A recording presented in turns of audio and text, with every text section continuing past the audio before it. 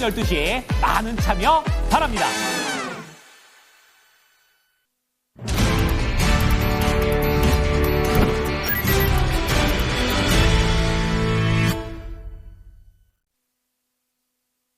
체크인스탁입니다. 알파경제 김종우 이사, 그리고 오늘부터 새 얼굴 여러분들을 또 많이 도와주실 거예요. 토마토 투자클럽의 김민준 전문가 모셨습니다. 안녕하세요. 네, 안녕하십니까. 예. 두 분의 이 합체가 되면서 좀 더 심도 깊은 여러분들의 개장 준비가 될 것 같습니다. 그러면은 첫 번째 포인트 알아보겠습니다. 첫 번째로는 이제 엔켈이 청산 우려, 이 단어가 슬슬 보이기 시작했습니다. 일단은 이 달러 대비 엔화의 환율이 150엔대를 이탈하는 모습이 나왔습니다. 우리 증시 지난 금요일에 장 마치고 나서 살짝 보신 분들도 있으실 테고요. 뿐만 아니라 지난 주말에 오에다 가지고 일본은행 총재가 금리 인상 가까워지고 있다라는 멘트가 나오기도 했습니다. 다시금 또 그때 한 8월 달인가요? 그때 한 차례 또 엔켈이 청산 우려 나오면서 우리 증시가 휘청했던 적이 있는데 이번에도 하면서 이 김 이사님이 준비해 주셨는데 지금 상태가 좀 어떤가요? 네, 일단 그 8월 5일이죠. 8월 5일의 충격이 너무 컸기 때문에 이번에 그런 뉘앙스가 나오는 것만으로도 시장에서는 뭐 긴장할 수밖에 없는 그런 상황이고요. 그때 기록했던 저점이 2386입니다. 근데 다시 2450까지 내려갔으니까 설사 이 정도의 충격이 나타난다고 하더라도 지수 기준으로는 거의 다 온 상황이라 그러면 엔화가 정말 지난번처럼 140엔 깨고 내려가면서 엔화는 이제 완전히 강세 모드로 전환하는 그런 양상으로 갈 것인가, 그 다음에 원화의 움직임도 그에 발맞춰서 갈 것인가가 핵심 포인트인데, 먼저 이에 가장 민감하게 움직이는, 뭐 물론 이게 사후적으로 반영되는 거니까 지난 아마 한 목요일이나 수요일 정도까지 거래된 것으로 보입니다만, 준비된 그림 보여주시면 이 8월 달에 나타났던 흐름은 굉장히 극단적으로 움직였죠. N달러의 움직임보다 더 주목하셔서 보셔야 될 것은 파란색으로 표시되고 있는 소위 비상업 포지션의 움직임인데요. 8월 달에 엔화 급격하게 오르던 엔화가 160에서 140, 150 아래로 급격하게 무너질 때 포지션의 변화가 생각보다 굉장히 가파르게 나타났고, 그 이후에도 움직임이 지금 다시 엔화가 강세로 약세로 돌아서면서 다시 150엔 회복하고 위쪽으로 올라가기 시작하면서 포지션의 변화가 또 굉장히 크게 나타나고 있습니다. 그래서 맨 옆쪽에 2024년 이후만 보시면 나타나는 흐름이라는 거죠. 그래서 위쪽에서 크게 역으로 꺾여 있는 V자형이 나타나고 있는데요. 현재 포지션의 위치는 어디냐?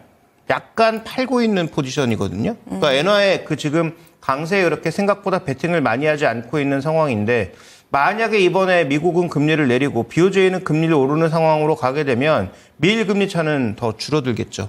기본적으로 저 차이가, 엔화 환율의 차이가 금리의 차이이기 때문에 상대적으로 금리가 낮은 엔화가 뭐 가치가 높을 리가 없는데, 엔화는 점점 그 폭을 줄이면서 금리를 올리고 미국은 금리를 내리면 그 차이가 줄어드는 상황이라서 이 부분에 따른 그 효과가 전체 외환시장에 좀 퍼질 수 있고, 최근 들어서 우리나라가 위안화보다 엔화에 더 연동성을 보여주고 있기 때문에 이와 관련된 긴장감이 높아지는 것은 저는 피해갈 수 없다라고 보는데, 다만 지난 금요일에 나타났던 하락은 지난번만큼 큰 폭의 변화가 아니었음에도 불구하고 연말이라는 시장의 특성, 또 월말이라는 시장의 특성, 그다음에 우리 시장에 저가 매수가 몇 겁으로 있긴 하지만 그걸 깰 정도의 강한 외국인 매도가 나오고, 거기다가 뭐 반도체에 대한 외국인들의 시각을 계속 부정적으로 만들어 줄 만한 리포트들이 외국계에서 계속 쏟아져 나오면서 결국은 시장의 하락을 더 크게 만든 이유가 있었다라는 거죠.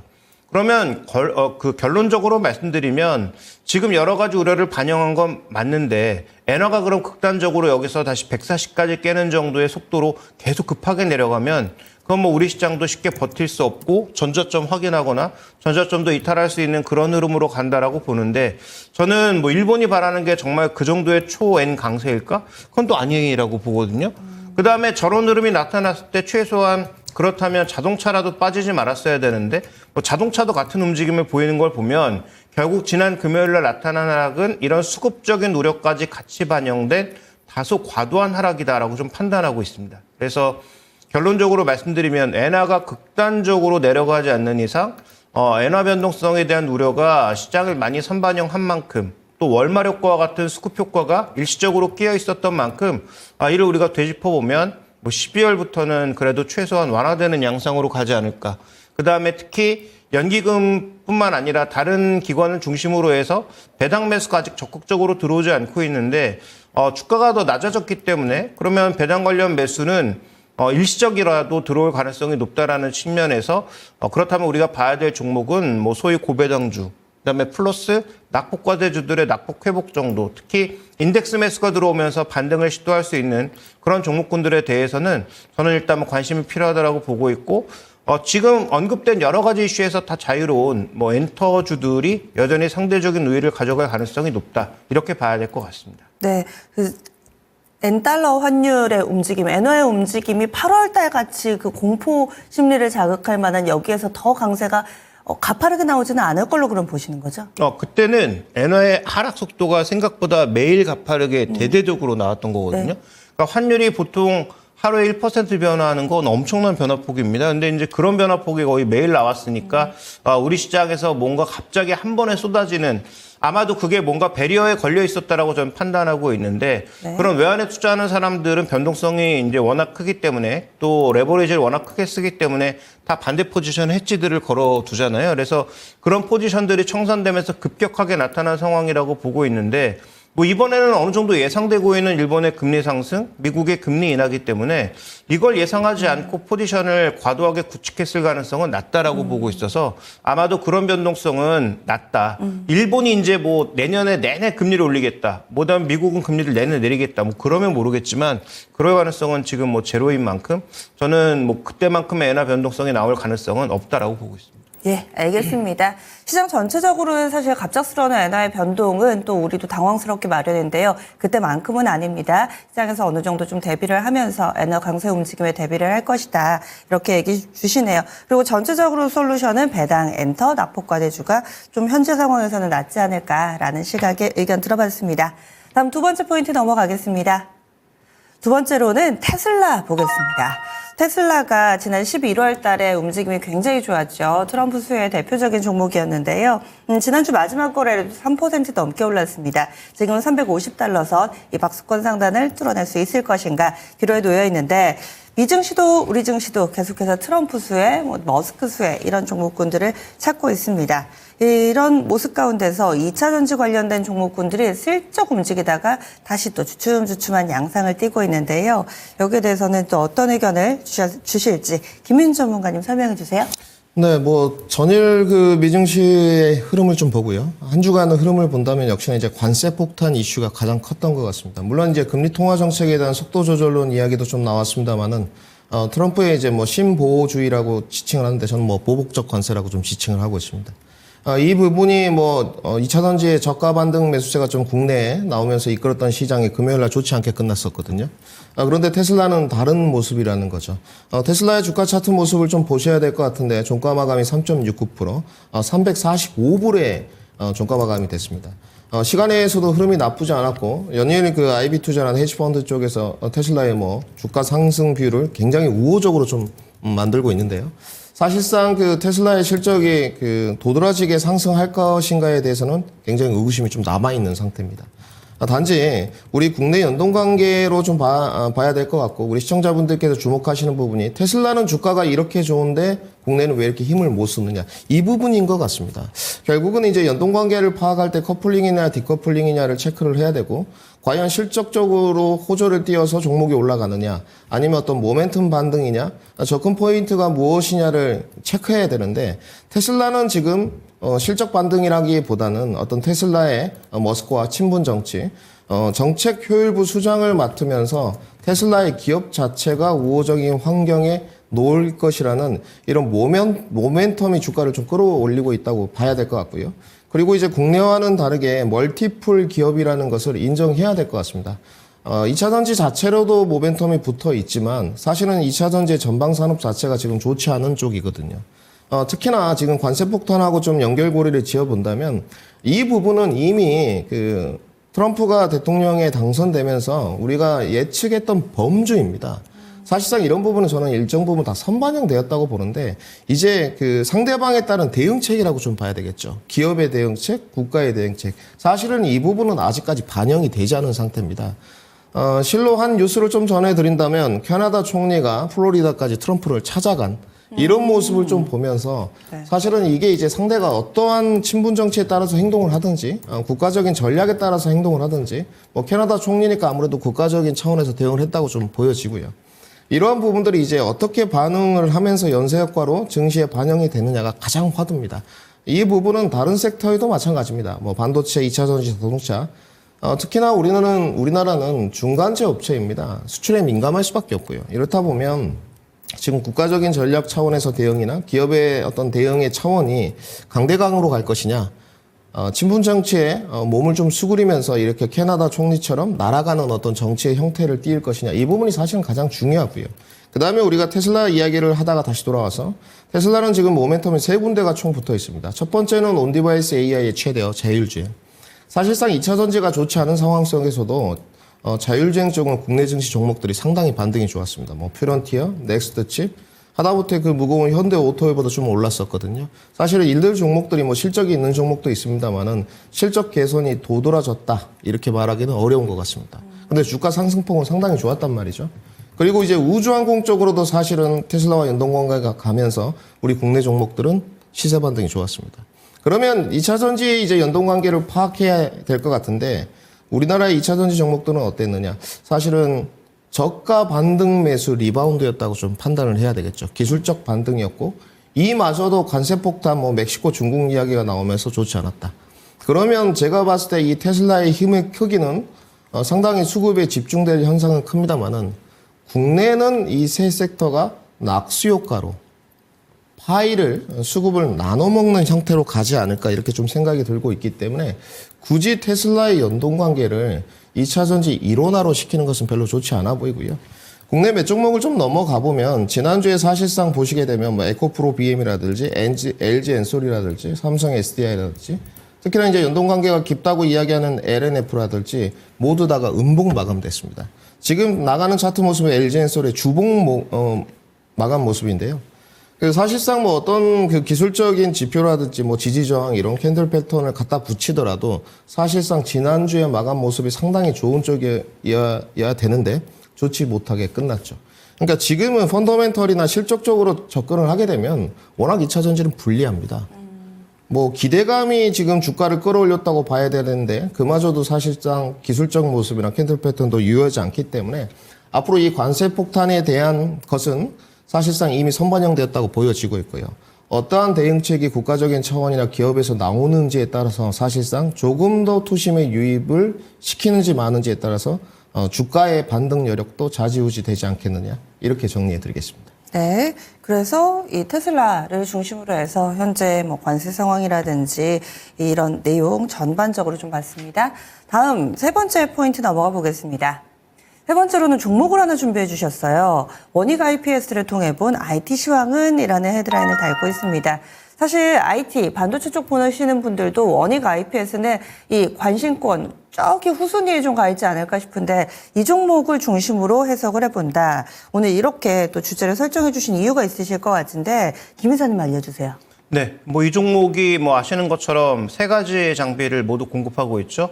디스플레이, 반도체, 그다음에 태양광 장비를 모두 공급하고 있는 업체인데 어떻게 보면 해당 산업들이 전부 전기전자 쪽이라고 하지만 화학 산업을 기반으로 하고 있다라는 관점에서 그 화학 쪽 장비를 만들고 있는 기업들이 거의 대부분 이런 식으로 디스플레이, 반도체, 태양광을 모두 공급하고 있는 상황이기 때문에 뭐 워낙 안 좋은 태양광은 빼고 지금 3분기에 이 어닝 서프라이즈를 내면서 실적이 그래도 나오면서 주가가 좀 버텼던 가장 핵심 포인트는 다 아시는 것처럼 디스플레이 쪽의 약진이었습니다.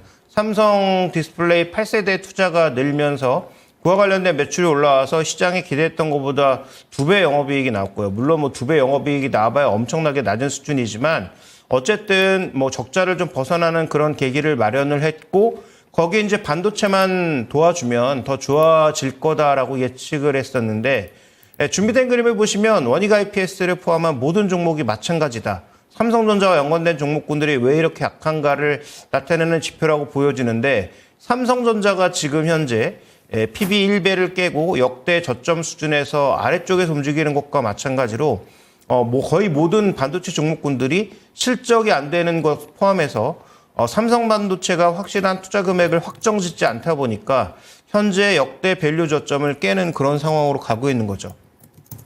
거기다가 이제 다음 준비된 그림 하나 더 보여주시면 수주잔고라고 하는 게 결국은 매출이라고 봐야 되는데 삼성전자가 확정 짓지 않음으로 인해서 수주잔고가 지금 보시면 3분기 기준으로 그다음에 뭐 4분기에도 특별한 개선이 없을 것으로 현재 지금 예상이 되고 있거든요. 그러니까 낸드 쪽은 뭐 중국 들어온다, 상황 안 좋다, 뭐 감산해야 된다 이런 얘기가 나오고 있는 상황이고 DDR5는 HBM 쪽은 좋지만 나머지 쪽은 여전히 조금 답보 상황이니까 11월 반도체 수출이 뭐 역대 최고를 기록했다고 하더라도 그에 대한 호재성 재료보다는 수출 모멘텀이 감소하고 있는 것, 수주가 확실하게 잡히지 않고 있는 것에 사람들이 베팅하면서 앞서 보여드렸던 저런 저밸류로 종목들을 모두 끌고 가고 있는 거죠. 그러면 다시 되돌아와서 답은 뭐냐? 삼성이 결자 해지를 하는 수밖에 없다라는 거죠. SK하이닉스에도 일부 납품하고 있습니다만 주력 매출처는 삼성이기 때문에 결국은 ALD 장비를 중심으로 해서 신규 투자가 얼마나 증가하느냐, 그다음에 ALD 쪽의 장비 점유율을 얼마나 올리느냐가 관건이죠. 지금 주성엔지니어링과 유진테크와 원익 IPS 셋이서 ALD 갖고 경쟁하고 있는 상황인데 뭐 이건 마이크론이나 향후 뭐 디스플레이나 이런 쪽에도 추가적으로 넓어질 가능성이 있다라는 관점에서 보면 이쪽 장비의 가능성은 전 여전히 열려 있다라고 봅니다. 그런데 뭐 삼성전자가 여전히 확실한 투자 계획을 확정짓지 못하고 있다는 것이 가장 큰 걸림돌로 나타나고 있기 때문에 그게 풀리게 된다면 생각보다 주가는 좀 빠른 회복을 보일 수 있다. 다만 빠른 회복을 보인다고 하더라도 전에 뭐 움직였던 그 정도의 밸류까지는 어려울 것으로 보여지고요. 뭐 기술적으로 전고점 정도, 한 3만 원 초반 정도의 전고점 정도의 1차 회복은 좀 가능하지 않을까라고 봐서 결국은 삼성전자가 이번에 생각보다 뭐 좀 적은 사람들 갈았다고는 하는데 어쨌든 전체 인사를 한번 했잖아요. 제가 알고 있기로는 추가 인사가 한 번 더 있을 수 있는데 그런 추가 인사를 통해서 사람들 정리를 한 번 더 하고 나면 아마도 투자 계획을 확정지을 가능성이 높다라는 측면에서 지금부터는 도망갈 시점이 아닌 분할 매수의 시점이고요. 다만 기간을 조금 늘릴 필요가 있겠고 특히 4분기 실적에서는 3분기처럼 디스플레이 쪽에 좀 선전해 준다면 그래도 시장이 예상하고 있는 실적보단 또 비교적 견조한 실적을 기대할 수 있다는 관점에서 PB 거의 한 배 수준으로 근접한 현재의 주가는 그렇게 뭐 도망갈 자리는 아니지 않느냐 이렇게 봐야 될 것 같습니다. 지금 이 분할 매수 가능하다는 종목이 원익 IPS인가요? 삼성전자인가요? 둘 다 마찬가지인데 아무래도 이제 주가의 탄력도를 본다면 중성주 쪽이 좀 더 높겠죠. 그래서 뭐 속도를 원하시는 분은 원익 IPS로 가시는 게 맞고 안정성과 장기 투자를 원하시는 분들은 삼성전자로 가는 게 맞겠죠. 비슷한 성격의 장비주들 보시는 분들도 같은 논리로 이 분할 매수 가능하다고 보세요? 아니면 이 종목 콕 집어서 얘기를 해주신 건가요? 아무래도 원익 IPS가 삼성전자 쪽에 지분도 있고 그다음 원익그룹 자체가 삼성전자의 지분도 있고 삼성전자 워낙 민감하게 붙어서 움직이다 보니까 대표주로 말씀드린 것인데 저는 뭐 예전에 말씀드린 것처럼 기술력도 있고 삼성전자 하이닉스와 계속 붙어갈 수 있는 그런 종목군들 뭐 PSK라든지 뭐 유진테크라든지 뭐 이런 기업들은 저는 뭐 계속 관심을 가질 필요가 있겠다. 그다음에 주성엔지니어링은 여러 번 말씀드렸지만 좋은 종목인데 중국 쪽 비중이 상대적으로 높아서 만약에 이번 뭐 바이든은 뭐 별로 중국 압박 안 한다라고 하지만 트럼프 2기가 됐을 때 만약에 중국 압박이 늘어나게 되면 주성엔지니어링의 매출 20%도 이게 또 흔들릴 수 있거든요. 만약에 아예 뭐 미국 쪽이나 이런 쪽 다 끊고 뭐 중국 쪽만 올인한다면 모르겠지만 그러긴 어려운 상황이니까 주성엔지니어링은 좋은 종목이지만 그런 특성이 있다라는 점도 더불어 언급드리겠습니다. 예, 알겠습니다. 원익 IPS 오랜만에 봤습니다. 이 사업 부분 전방이 크게 세 가지로 나눠지는데 이런 부분들을 감안해 봤을 때 지금 좀 저렴한 구간까지 와 있다. 분할 매수 전략이 나왔습니다. 그리고 차트를 보니까 이 종목 굉장히 큰 박스에 지금 하단 정도의 위치를 하고 있습니다. 그동안 정말 많이 좀 어려웠겠구나라는 생각을 다시금 좀 해보게 되는데 반도체 전반의 시각 김민준 전문가님도 좀 알려주시면 좋을 것 같아요. 어떻게 보시는지 그리고 관심주 있으시다면 같이 좀 알려주시죠. 네, 저는 오늘 이제 김종희 이사님 첫 방송인데 거의 비슷한 맥락입니다. 사실 저도 경청을 하면서 좀 들었는데 저는 오늘 SK하이닉스 준비했습니다.